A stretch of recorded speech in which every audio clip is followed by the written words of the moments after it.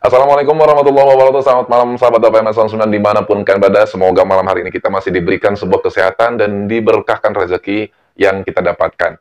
Malam hari ini izinkan saya untuk melanjutkan konten yang tadi siang terputus yang diakibatkan oleh mikrofon yang kehabisan baterai, sahabat. Ya, seperti apa? Simak sampai dan selesai. Jangan skip, berikan komentar di kolom komentar. Klik like, subscribe, dan sebarkan video ini agar sahabat-sahabat kita semua seluruh Indonesia mengetahui seperti apa sih kelebihan dan kekurangan ketika kita menjalankan sebuah bisnis online.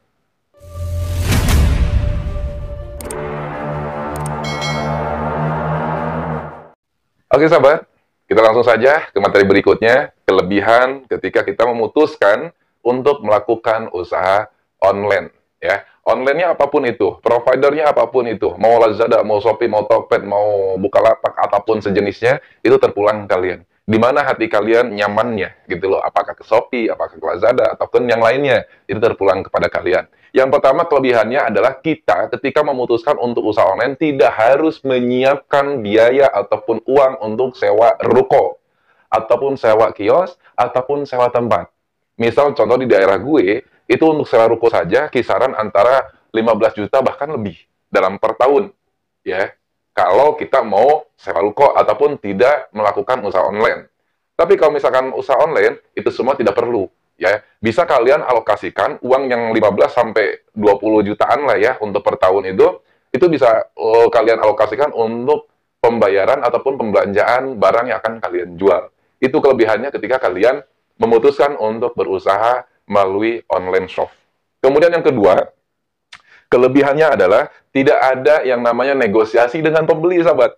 Ya, ketika kita upload sebuah barang ataupun sebuah dagangan kita ke salah satu e-commerce ataupun ke beberapa e-commerce, itu biasanya orang beli paling nanyain, "Bang, stoknya ada apa kagak? Bang, ini sesuai foto apa tidak? Bang, ini real pitch nggak?" Itu yang paling juga dipertanyakan oleh si calon pembeli kita ataupun calon customer kita. Tidak ada dan jarang bahkan menemukan, bahkan juga tidak ada gitu ya, orang mau belanja all shop itu nego dari harga. Misal contoh, saya pasang harga untuk NHK RX9 yang paket ganteng, full aksesoris, visornya double, bening dengan warna bebas, kemudian spoiler, stiker, dan lain sebagainya, itu kita pasang di harga Rp900.000. Ya, fakta di lapangan yang terjadi apa? Itu tidak pernah ada negosiasi. Beda dengan ketika kita memang membuka toko offline, datang pembeli, yang ditanyakan harga, kemudian pasti yang ditanyakan adalah netnya berapa? Bang, dapat nggak sekian? Nah, itulah perbedaan antara online dengan all shop. Kemudian kelebihan yang ketiga untuk usaha all shop ini ialah waktu banyak kita habiskan bersama keluarga. Kenapa? Karena kita memang jualnya di rumah. Ya, kita jualnya di rumah, kita aktivitasnya di rumah, kita packingnya di rumah, ya. Kita foto-foto barang yang akan kita jual itu pun juga di rumah, gitu. Jadi secara kelebihan dari segi pengeluaran pun juga jauh bisa lebih irit. Kenapa? Kita tidak harus berproses antara di rumah ke toko kita, ya. Kalau kita benturkan dengan yang namanya keuangan, ya. Packing di rumah, foto di rumah, aktivitas di rumah, dan lain sebagainya semua di rumah. Ya tentu ini menjadi sebuah keuntungan ataupun nilai plus, ya kita bisa bersenggama setiap saat dengan keluarga kita. Itu keuntungan yang ketiga, tetapi ya bukan berarti gue mendorong kalian untuk menjalankan sebuah usaha online, itu terpulang ke kalian, gitu loh. Karena yang tadi saya sampaikan di depan, pertama kelebihannya kalau kita membuka usaha online, kita tidak harus memikirkan untuk bayar kos, bayar listrik, dan lain sebagainya. Ya, kemudian juga kita tidak pernah akan menemukan yang namanya negosiasi barang. Ya, kemudian yang ketiga, kita banyak waktu luang dengan keluarga. Ya, itu rangkuman ya, rangkuman kelebihan-kelebihan yang memang gue rasakan selama ini bergerak di e-commerce. Nah, ketika ada kelebihan sudah barang tentu, ada yang namanya kekurangan. Ya, karena hidup itu berpasang-pasangan ya, gitu. Cewek, cowok, siang, malam, matahari, bulan, dan seterusnya, dan seterusnya. Begitupun juga yang namanya kelebihan pasti ada kekurangannya. Kekurangan yang gue rangkum di sini, biar tidak terlalu panjang ya, karena kalau misalnya kita semuanya kita catat, 1-2 jam itu nggak bakal cukup.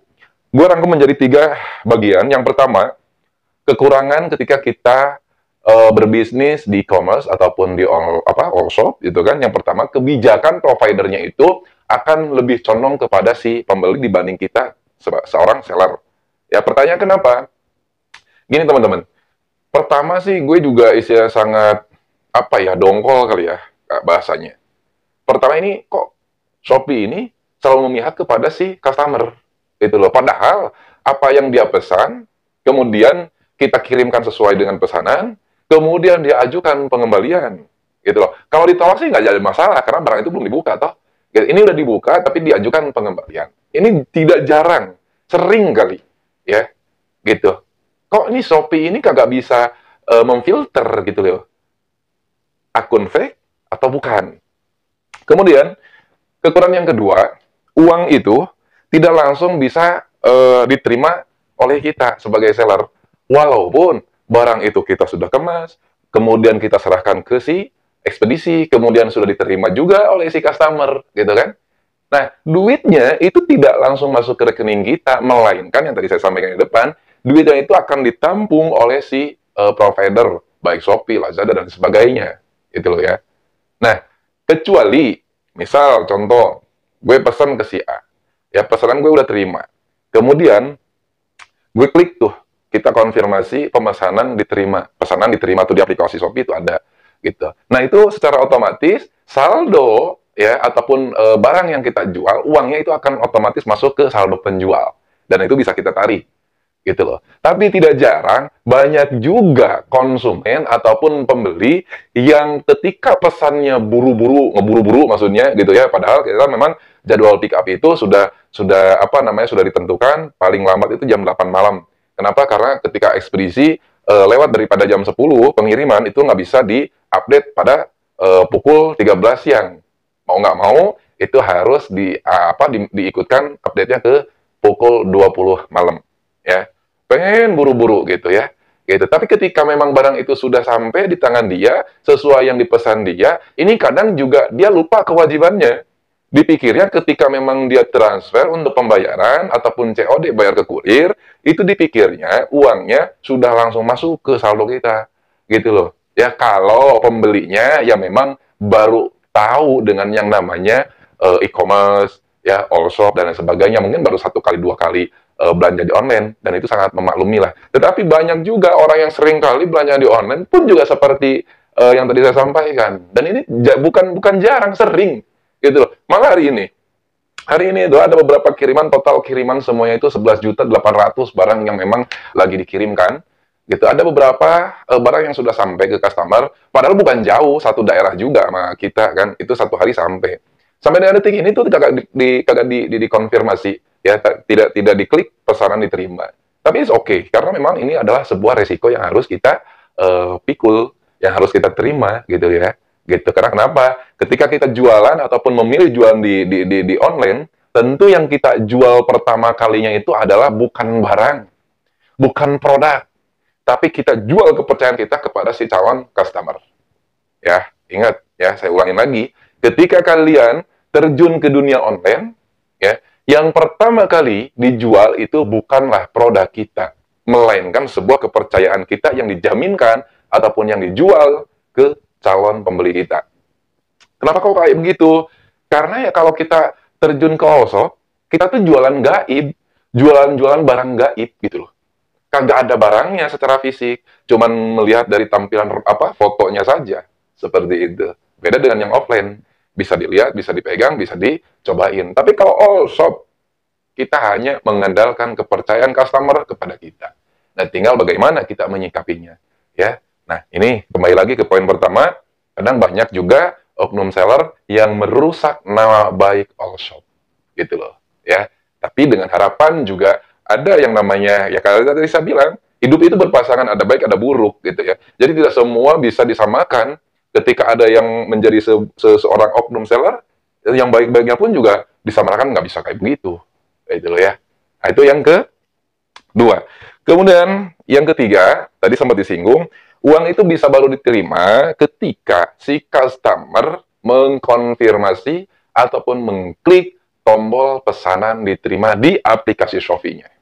Ya, kalau seandainya kagak diklik-klik tuh sama pembeli gimana bang? Ya lu tunggu aja tuh sampai 3 hari. Ya, 3 hari ini cukup lumayan lama ya. Apalagi kalau memang istilahnya jualannya barang-barang yang memang apa ya, harga-harganya di apa ya, katakanlah relatif murah gitu ya. Untung kagak seberapa ya, uang masuk itu baru 3 hari kemudian baru masuk, dan secara matematis itu tidak masuk ya. Ya itulah teman-teman. Nah maka dari itu saya sih dengan harapan ya, dengan kerendahan hati saya tentunya mewakili teman-teman seller ya. Satu, kita tidak boleh menyamaratakan ketika ada oknum seller kemudian disamakan dengan seller yang lain ya. Hidup berpasangan, ada siang, ada malam, ada baik dan buruk, seperti itu. Nah, kemudian yang kedua, dengan kerendahan hati saya meminta kepada kalian yang memang selalu belanja di online ataupun calon pembeli online, ketika barang sudah sampai di tangan, kemudian dirasa itu sudah sesuai dengan apa yang kalian pesan, segera klik tombol penerimaan pesanannya. Kenapa? Ketika orang memilih online untuk berjualan itu untungnya kagak jutaan, nggak sampai 1 juta lah. Misalkan kayak contoh helm, gue jual helm 900, itu keuntungan kagak nyampe 1 juta. Gimana mau sampai 1 juta, uang harganya pun juga 900, kan begitu. Nah, tentu kita pun juga harus berpikir, harus menempatkan diri sebagai ketika memang lu menjadi seorang penjual. Kalau kalian menjadi seorang penjual, kemudian uangnya baru masuk 3 hari kemudian, hitung-hitungannya tetap rugi. Itu loh. Karena, kenapa? Karena kita butuh putaran. Ya. Lain hal kalau memang misal contoh kalian pesan A, dikirimnya C misalkan. Ya lain hal, itu bisa kalian ajukan untuk pengembalian barang. Gitu loh. Jadi intinya, dalam hal ini, dari kekurangan-kekurangan yang tadi saya sampaikan, itu memang tidak jarang terjadi, malah sering terjadi. Jadi bagi teman-teman yang memang mau terjun langsung, mau berusaha di dunia online, nah itulah konsekuensinya yang harus kita terima. Jadi kesimpulannya, di dalam materi kali ini, kelebihan dan kekurangan ketika kita terjun langsung ke Allshop, kalian harus terima konsekuensi yang tadi gue sampaikan. Kenapa? Karena itu memang tidak akan pernah terlepas. Tapi besar harapan juga teman-teman yang melakukan pembelanjaan melalui Allshop, jangan disamaratakan antara oknum seller dengan seller-seller yang masih pada baik.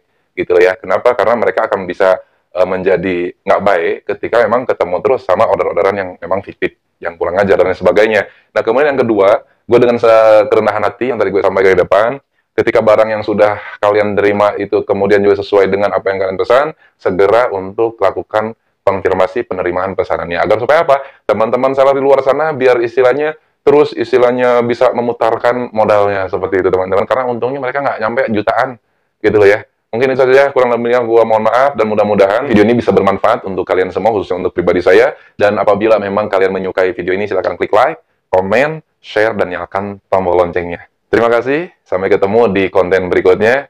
Wassalamualaikum warahmatullahi wabarakatuh.